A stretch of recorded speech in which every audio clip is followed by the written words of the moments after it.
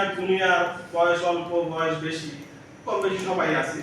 তো একসাথে সবাই মিলে আসছি 3 মাসের একটা কোর্স, হয়তো বা 3 মাস পরে আবার যেতে চাবে না, কারোর সাথে কোনো দেখা নাও হইতে পারে, বা দেখা গেল যে এরকম হতে পারে যে আপনি ডিজিটাল মার্কেটিং শিখছেন, আমি গ্রাফিক ডিজাইন শিখছি, আপনি আমি একসাথে কাজ করলাম, যে ভাইয়া আমি একটা কাজ করছি, বা আপু আমি একটা কাজ করছি, ডিজিটাল মার্কেটিং আমি করি, কিন্তু ক্লায়েন্টের লাগবে যে সেটা লোগো বানাতে চাই, না আমি তো কাজটা পাইছি, এখন আপনি কি আমার কাজটা করতে পারবেন, যে আমার কাজটা আমি শেয়ার করলাম।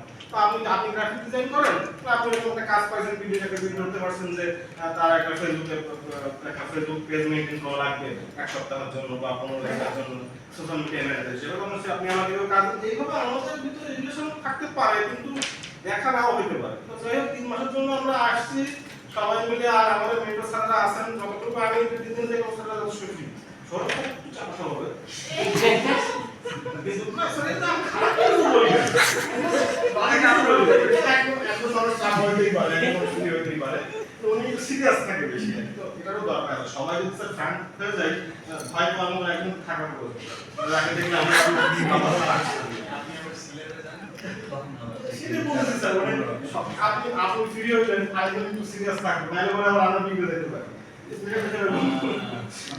তো যাই হোক এটাই আমার আলোচনা এতটুকুই, সাহস নিয়ে সামনে আসছি, আর আপনাদেরকে ধন্যবাদ আমার উৎসাহ দেওয়ার জন্য।